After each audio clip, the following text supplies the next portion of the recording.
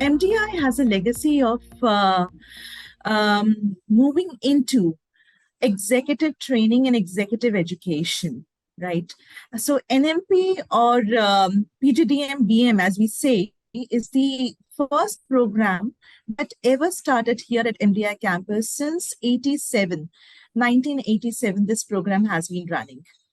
So this program definitely has a beautiful legacy to itself, and we are just now teaching the 35th batch of this course, PGDM-BM.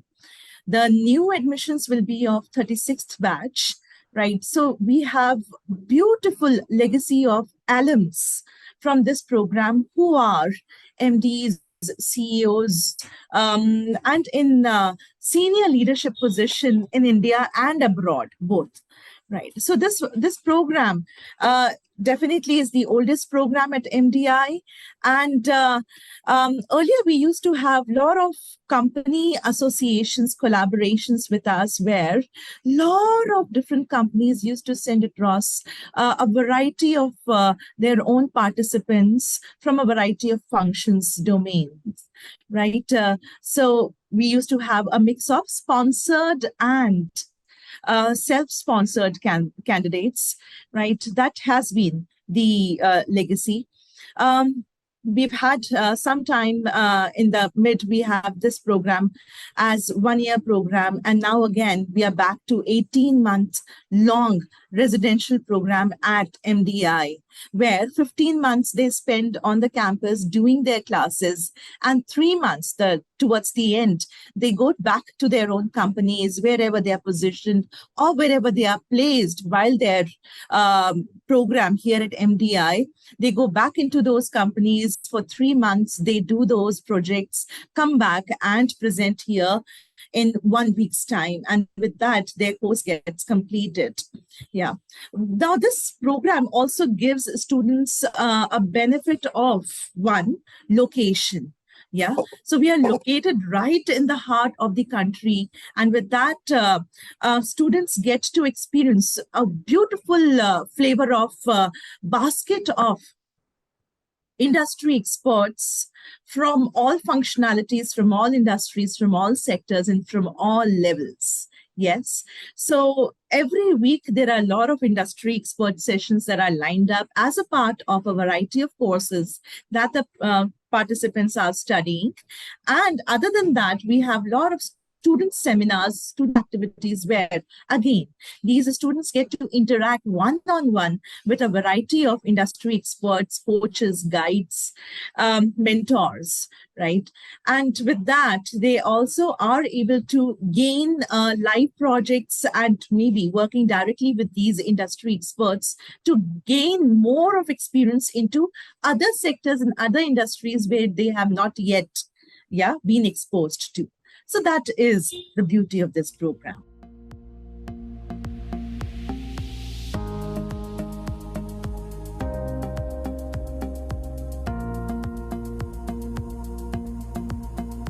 We want all these participants to be at the same level, isn't it?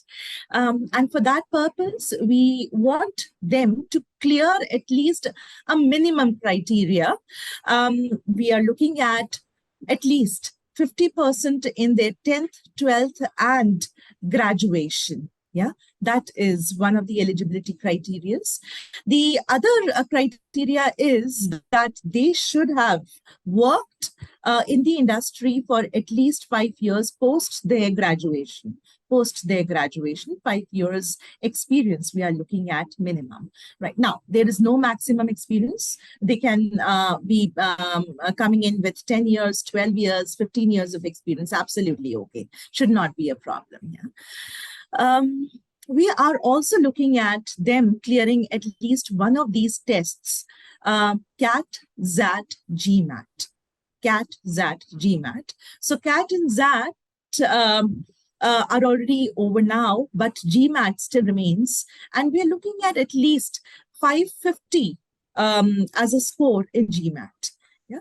So with that, they stand a tall tall chance to be shortlisted. Once they are shortlisted, basis their profile, they will be called in for an interview round where at least 2 or 3 faculty and 1 alum would be speaking with them. It's not an interview, it's more of a conversation to understand the candidates better. So these days we talk so much about the fitment, isn't it?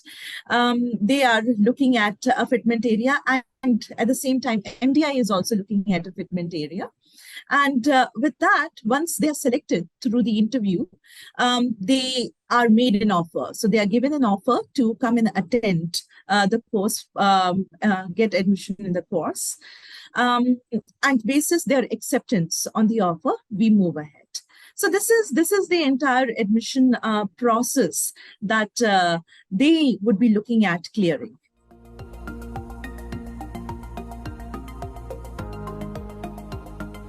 So I'll take a bit of it, and if something still remains, I'll request my colleagues to fill in.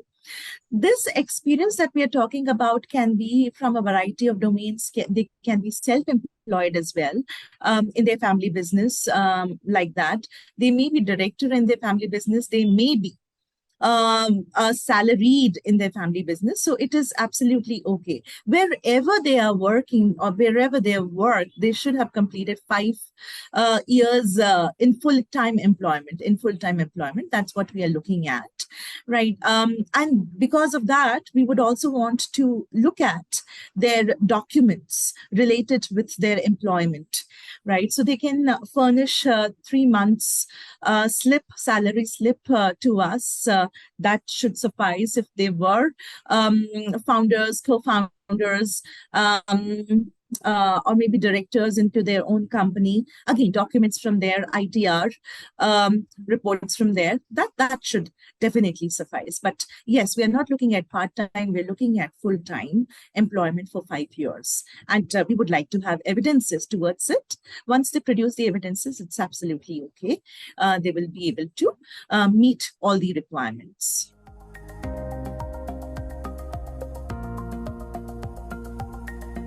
See, first of all, the program is unique in the way it is delivered. So it has 15 months of classroom teaching where like they are there in the campus, and 3 months of in-company dissertation. So it's a mix of classroom plus practice-oriented experience. And besides that, in 15 months also, we provide them a lot of inputs for them which are practical in nature, because they all have worked in organizations. So the way we treat a regular PGPM class is not the way we treat the PGDM-BM students, because they are already experienced and they are like functional experts in their own domains. So some unique features of this program which will set it apart from other B schools, I would say, is, let's be very practical. Number one, a very high return on investment. So by paying around 16.40 lakhs, you get an experience which the comparable B schools provide you at a much higher price. So this is number one, because see, this is a very rational decision for any executive to leave the job and join this program. So it has to be a well thought after decision that I should go for this kind of program. Then what do we make sure to provide them the right kind of experiences? Every course has got 4 sessions out of 20 sessions, that is 20%, which is delivered by a practitioner. So we invite guest lectures, and they are people who are working in the industry in that domain on which the subject is being taught, and they deliver sessions. 4 sessions out of 20 for each course. Then we have national and international immersion program, where they are exposed for 14 days or around 2 weeks, where we expose them in national immersion program, various industries in India, and to like understand that how the money is really created in the economy, and how industries basically work from the grassroots level. because India is already a very complex country. So a lot of learning scope is there. So we try to make sure that they're exposed to 2-3 corners of the country to get this awareness. In the international immersion program, we take them to a European or say in some other region, a top B school in the world, where they also undergo a formal course for a few days, let's say anywhere ranging from 3 days to a week, plus industry visits to expose them that how industries in different countries, developed countries typically work. Or sometimes they go to the origin of the company itself, like where the global headquarters are there.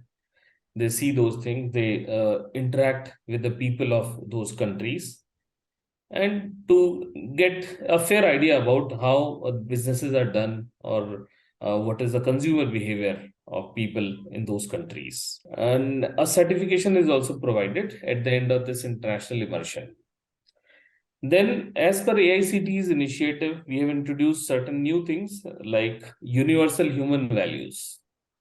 So we strongly believe that our students should not only be successful managers or successful leaders, but they should also be responsible leaders. So they should always be mindful of that whatever actions or decisions they are taking, how they are going to affect themselves, their families, their society, the company, and nature at large. So in order to give this kind of assimilation, I would say we introduced a course on universal human values, which is a mandatory course in this program, just to make them responsible leaders for tomorrow.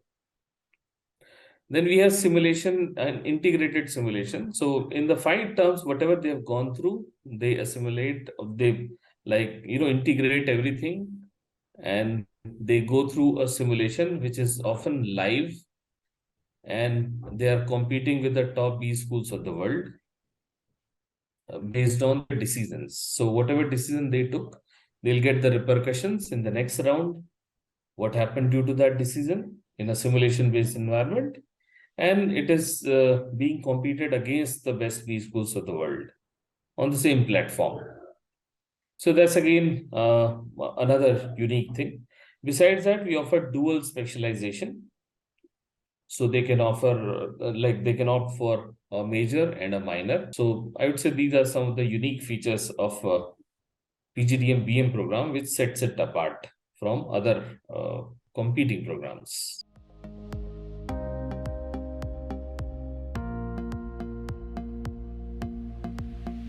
Okay, so in the course, they have to go through 21 core courses and 11 electives. So 21 core courses are spread all the way up to term 5, and 11 electives have to be taken in the last 3 terms. They are spread across last 3 terms.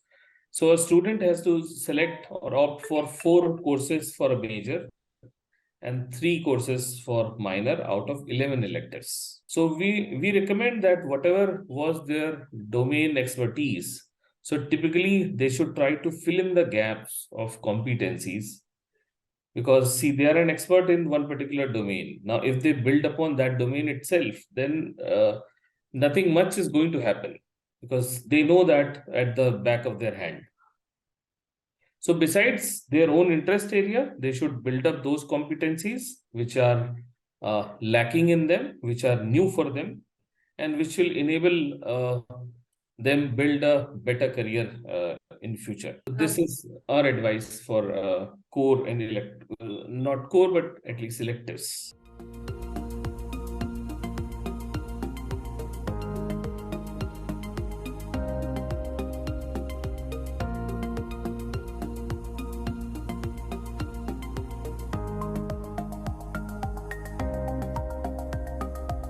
So this is a common problem. I would not term it as mid-career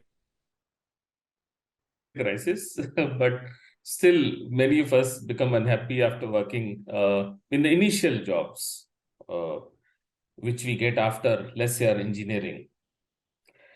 So we don't boast of anything as such, and we try to keep them grounded, and we advise them to be realistic in their expectations.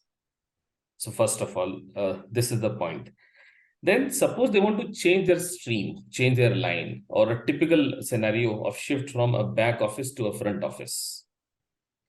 So they need to work very hard to inculcate those skills to enable them make the shift.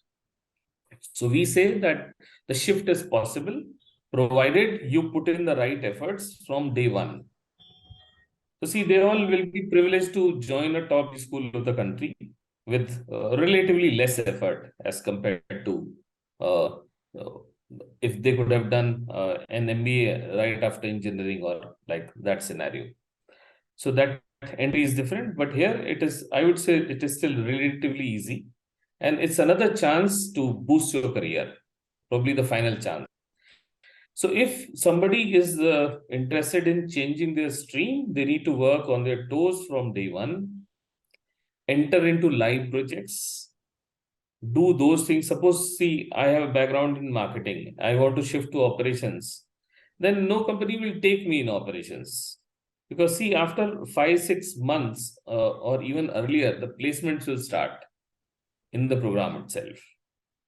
So in 5-6 months, nobody will enable you to change your stream as such. But at least if you have a zeal and you're working towards it, you can accelerate that process of shift in career or shift in the line or domain. Provided a few things are met, like as I said, they need to prepare in that line of interest by way of live projects, that is practical exposure in that area, going through courses which are relevant in that domain, and maybe an attitudinal shift towards that domain. So with these efforts, continued efforts, it is possible. Otherwise, whatever stream they belong to, whatever domain they belong to, typically their career advances in that domain. I think to add to that is like they may have to restart again, because this 5 years, if they're actually redoing the entire change or shift, then it means that they have to restart again, which is again to be thought of. In fact, I advise them to become fit again also. Sometimes they become misfit.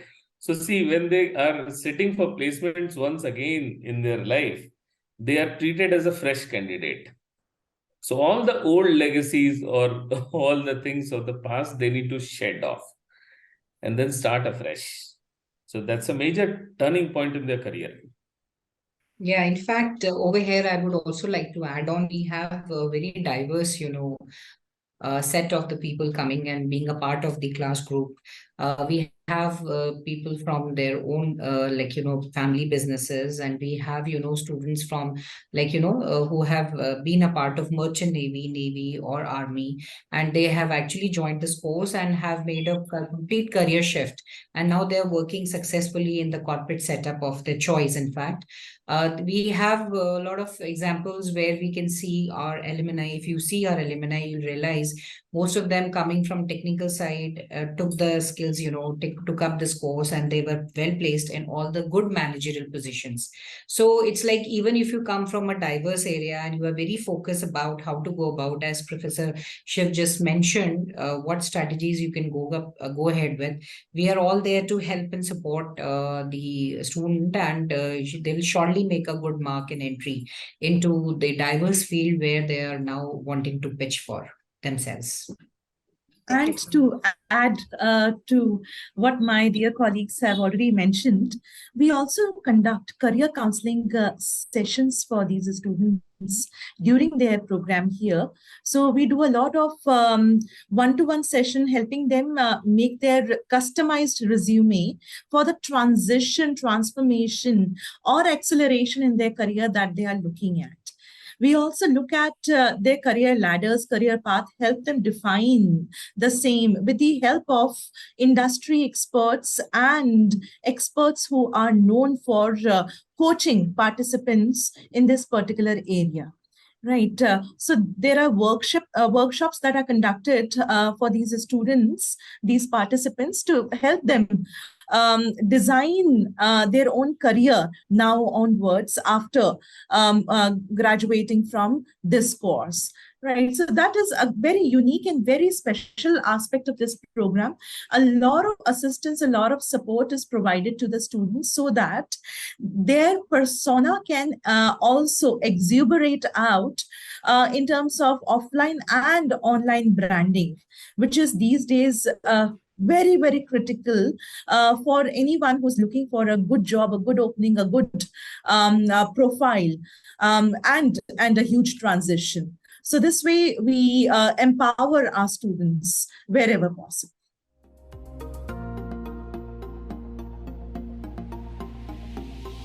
We offer them dual specialization, which is as per their interest area. So suppose, as I told earlier also, if they are able to build up the inputs required to change their domain, they can take that as a major specialization. And they're hopeful also that they'll get a job in that area. So as again, I told earlier that they need to build up or live up to the expectations of the prospective companies if they are doing so. So this is major, and then they can also choose minor specialization. So what we have seen over the past few years is some students are like inclined towards taking a major in their core domain itself and minor in some allied area. Some more enterprising students would like to take a major in an absolutely different domain itself, which is still okay, provided they put in a lot of efforts in that area. So this is how major and minor is there, and then all of us are available to guide them as to what area to take or which courses to take in that domain to build up their major and minor. Sometimes maybe specializations can be sort of value addition to whatever they have. So the specializations are like in marketing, finance, HR, IT, strategy.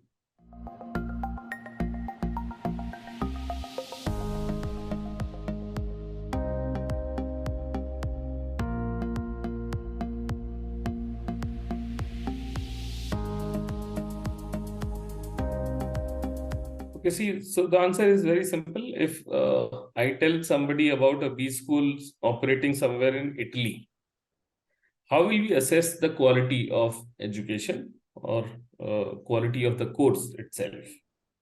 So in order to bring all the B schools at par in terms of comparable quality, these accreditations are there, which are famous all over the world.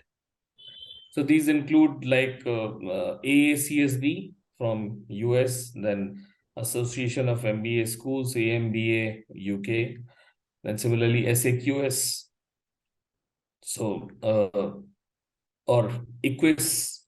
So these are the certifications. So the more certifications a B school has got, it is assumed that the B schools are at par in terms of the processes, the delivery, the quality. The quality means it's not a process certification as such like ISO certification, but it is also an indicator of quality.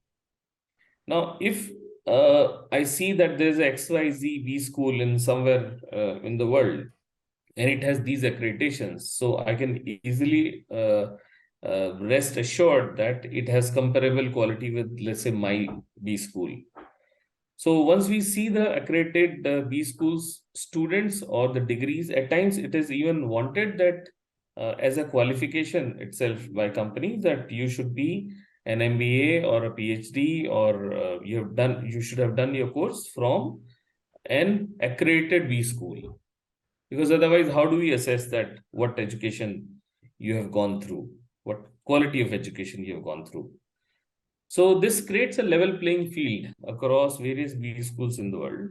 And the idea is to make the students' education versus career exchange more seamless across countries and across campuses or B schools in the world?